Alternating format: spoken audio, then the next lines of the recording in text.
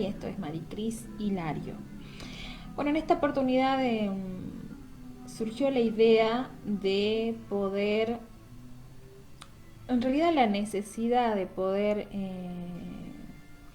compartir con ustedes cuáles son las bases que tiene que tener todo nuevo creyente.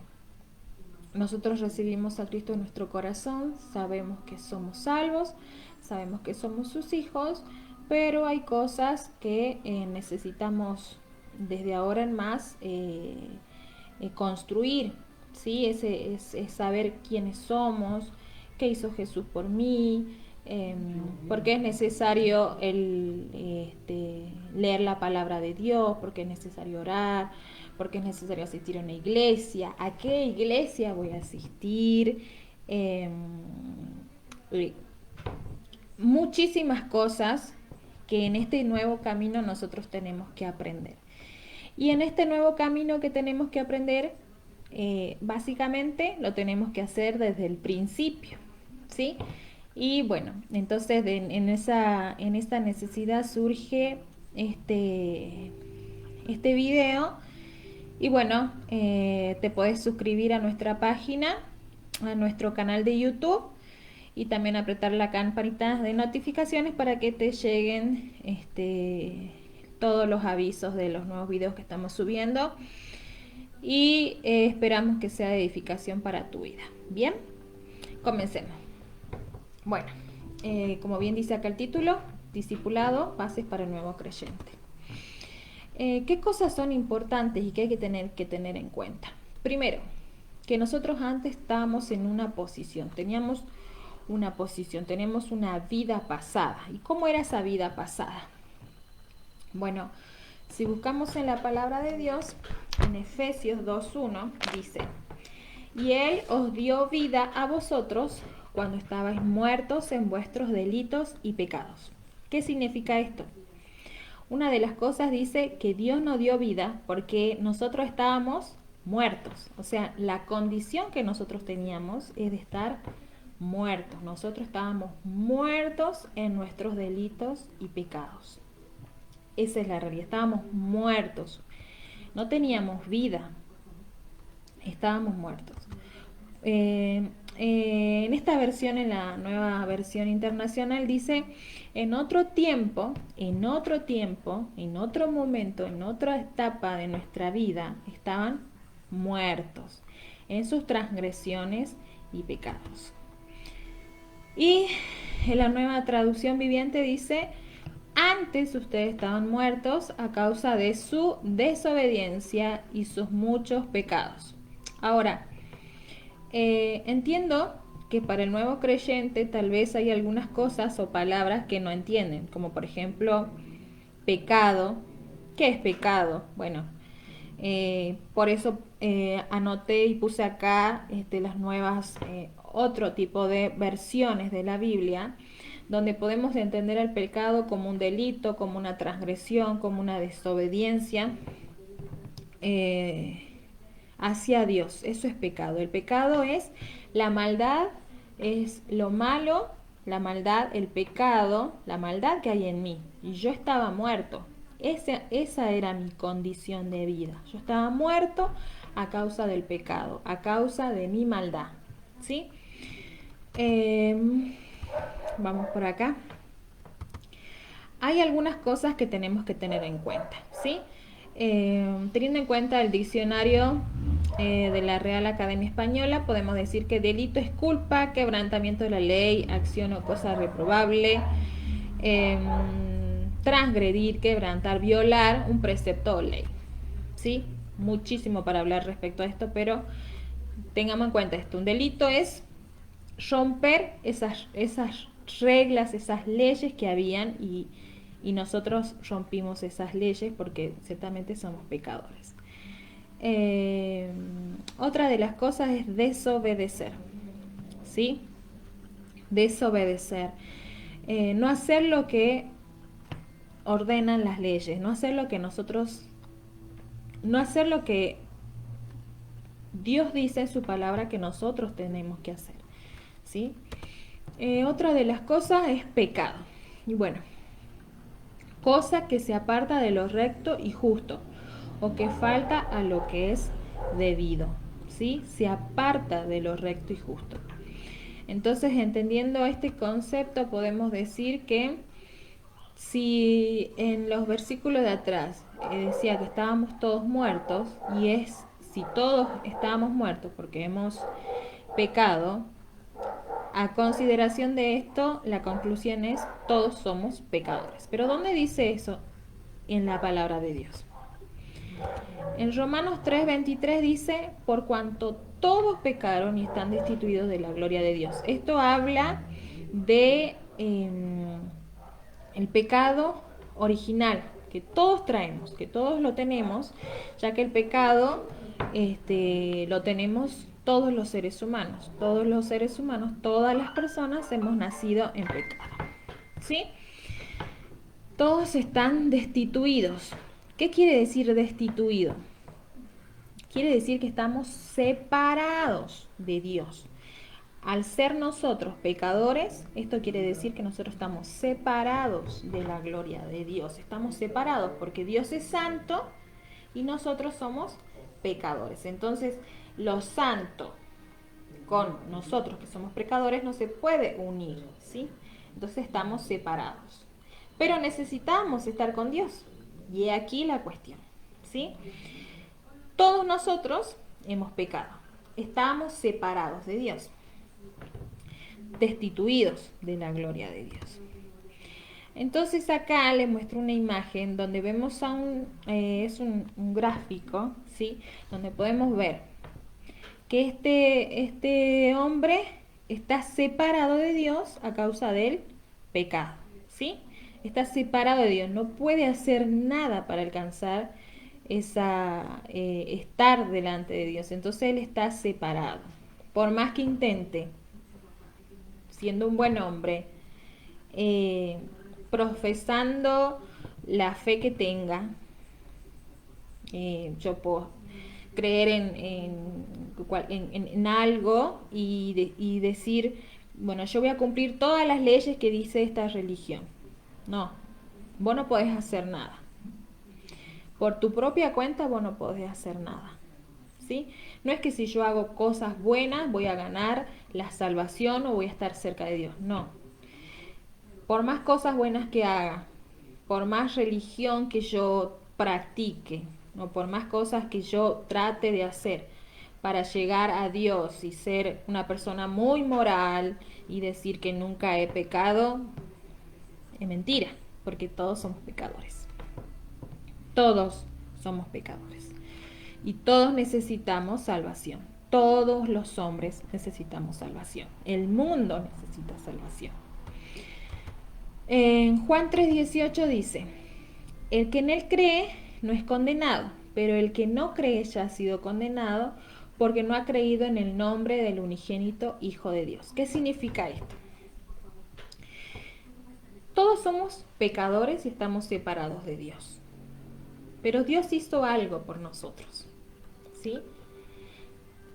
Ya me estoy adelantando un poco, pero todos somos pecadores y al ser pecadores estamos separados de la gloria de Dios. Entonces acá recalcamos que el estar separado de la gloria de Dios me llevaba a mí a una situación. ¿Y cuál es esa situación? En que yo ya estaba condenado a la muerte, ¿sí? A la muerte eterna. ¿Por qué? Porque yo estaba separada de Dios. Entonces era mi condición de pecadora, muerta en mis delitos y pecados, y por ende condenada a esa muerte eterna, ¿sí? Entonces dice acá, el que cree no es condenado, pero el que no cree ya ha sido condenado porque no ha creído en el nombre del unigénito Hijo de Dios, ¿sí? Entonces esa es nuestra condición. Estamos en esa condición de condenación, de condenados. Ahora, ¿qué puede hacer el hombre para ser salvo si hemos sido condenados eternamente? ¿Qué puede hacer el hombre? Bueno, el hombre no puede hacer nada. Sí, el hombre no puede hacer nada, ni con buenas obras, ni practicando la religión que desee, no puede hacer nada. Porque todas esas cosas caen en una sola, en una sola verdad. Que yo no me puedo salvar por mí misma. Yo necesito que Dios me rescate. Yo necesito que Dios me salve. Porque yo no lo puedo hacer, estoy condenada. Sí, esa es mi situación. Yo necesito a alguien, a un abogado, a alguien que me defienda, a alguien que me dé vida. Porque si yo estoy muerto, no puedo hacer nada. ¿Sí? Y ahora aquí vamos a ver qué hizo Dios, ¿sí? ¿Qué hizo Dios para salvarme a mí? Bueno, para poder entender qué hizo Dios es primero entender cómo es Dios, cómo es Él, cómo es Dios, ¿sí? Entonces, encontramos en la palabra de Dios en Efesios 2, 4 al 5 dice, pero Dios, que es rico en misericordia, por su gran amor con que nos amó. Entonces acá encontramos característica de Dios. ¿Cómo es Dios? Él es rico en misericordia, es decir, que es misericordioso. Y una cosa que yo aprendí es que misericordia está compuesta por dos vocablos. Misericordia, miseri, que es de miseria, y cordia, que es de corazón.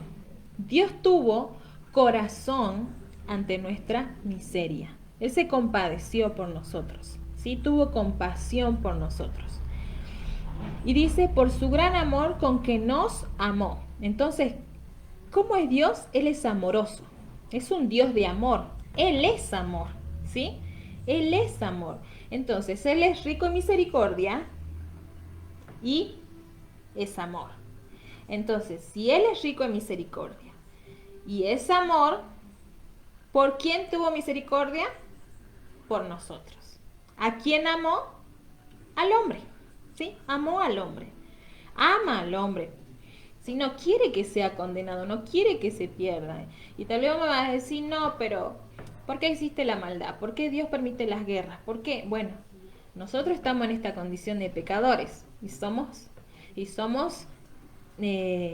transgresores y pecamos y pecamos contra el otro.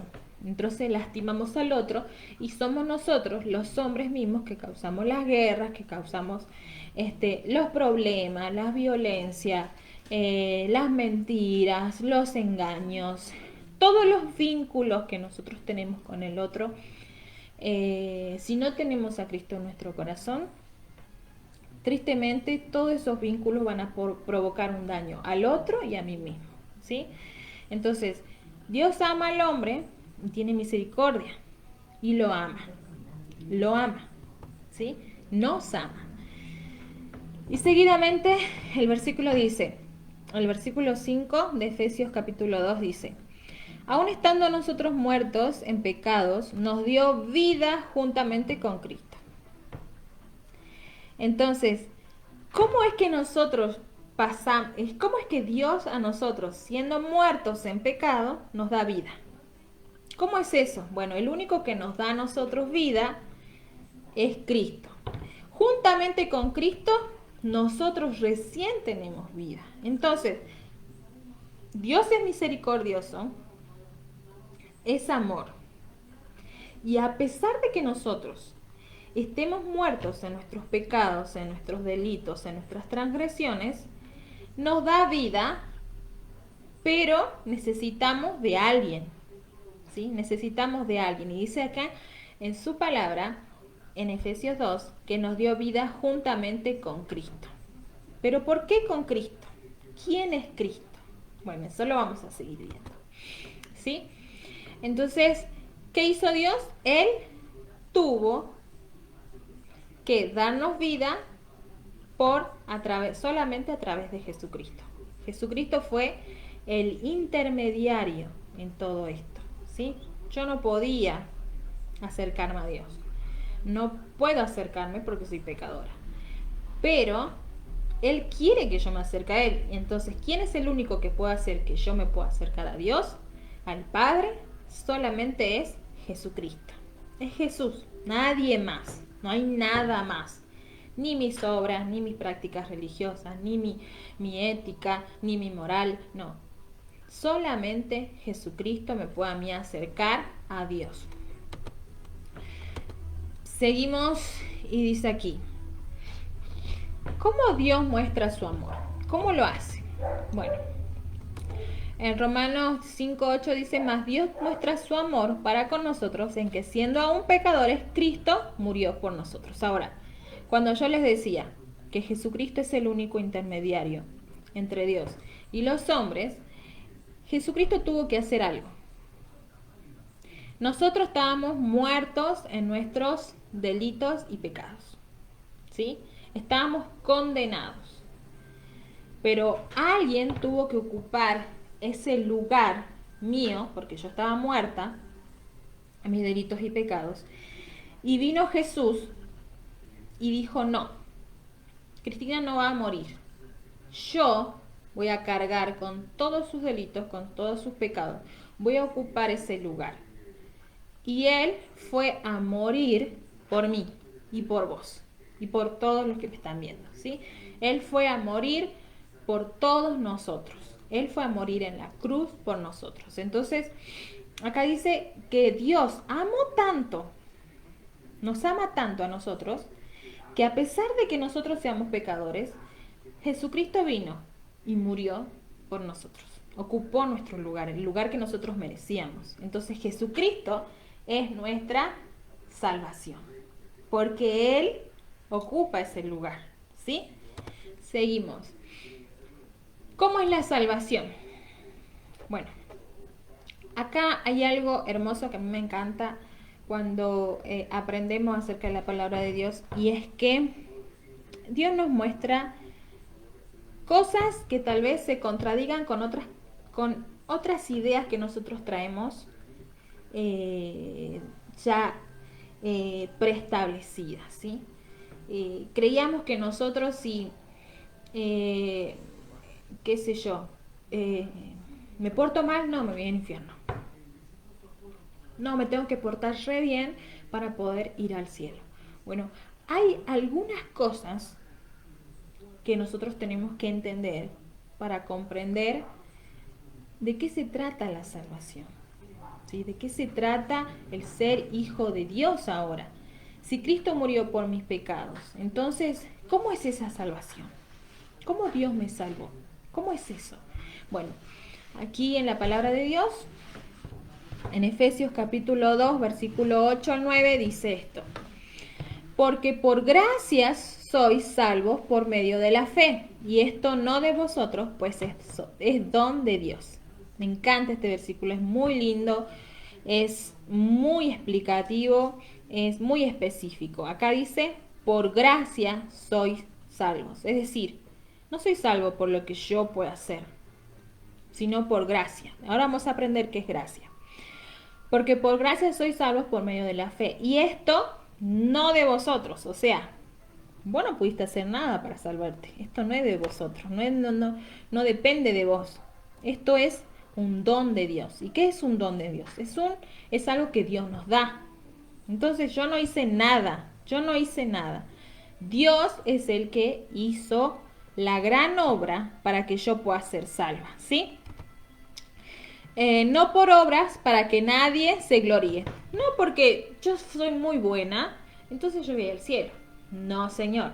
No por obras para que vos no te gloríes y digas yo la crié, la resanta. No. No por obras para que nadie se gloríe, sino ¿por qué obra? Por la obra perfecta y bendita de Dios. Acá vamos a aprender qué es gracia, porque aquí en el versículo anterior que leíamos decía, porque por gracia sois salvos por medio de la fe.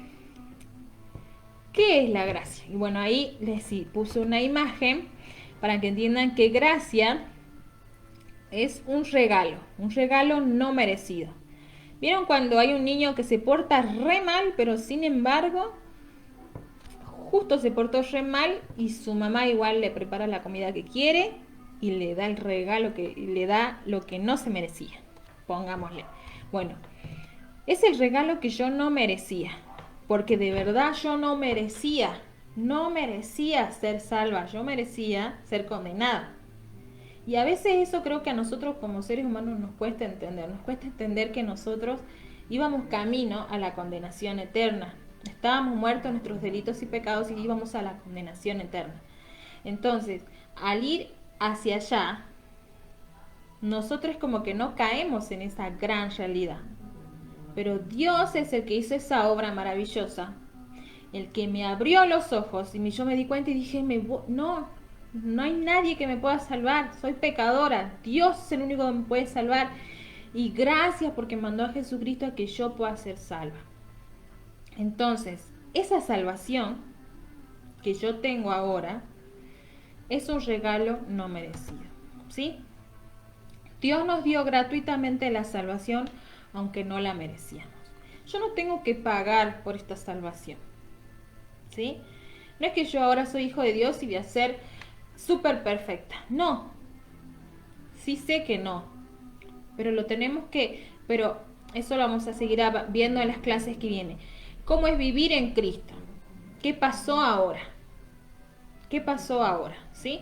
Esto lo vamos a seguir viendo ahora en un poquito más adelante, acá un poco, y después en las otras clases vamos a seguir avanzando con este tema. Pero Dios nos dio gratuitamente la salvación. Nosotros no dimos nada porque no podíamos dar nada tampoco. Entonces Él es el que nos salva, aunque no la merecíamos, ¿sí? Pasemos a otro punto. ¿En qué debemos tener fe? ¿Sí? ¿En qué debemos tener fe? En Gálatas 3:26 dice, pues todos sois hijos de Dios por la fe en Cristo Jesús. ¿Sí? Pues todos sois hijos de Dios por la fe en Cristo Jesús. ¿En qué debemos tener fe? En Cristo Jesús. ¿Sí? Entonces yo soy hija de Dios porque yo tengo fe en Cristo Jesús. ¿Sí? Por eso soy hija de Dios. Pues todos sois hijos de Dios por la fe en Cristo Jesús. Por eso yo soy salva, ¿sí? Ahora vamos acá a lo siguiente. ¿Qué es la fe? ¿Qué es la fe? Bueno, acá les puse un versículo en Hebreos 11:1. La fe es la certeza de lo que se espera y la convicción de lo que no se ve. Les ponía acá, es una confianza plena en Dios, ¿sí? Y otra de las cosas que también estaba aprendiendo es que, ¿qué es tener fe? Es tener conciencia plena y una convicción plena, estar tan seguro de que Dios existe. Pero ¿cómo voy a estar seguro que Dios existe? ¿Cómo voy a estar seguro de lo que Dios hizo? ¿Cómo voy a estar seguro de lo que Dios me dice en su palabra si no lo conozco? Entonces yo tengo que tener conocimiento acerca de Dios. Tengo que tener un contenido, ¿sí? Un contenido, un fundamento acerca de a quién creo, en quién creo. Tengo que conocer a esa persona que yo creo, ¿sí? Entonces, es tener la certeza de lo que se espera, porque esperamos a Cristo Jesús, ¿sí? Y la convicción de lo que no se ve, estar convencido de que yo a quien no veo, yo sé que existe. ¿Y cómo puedo estar convencido de eso?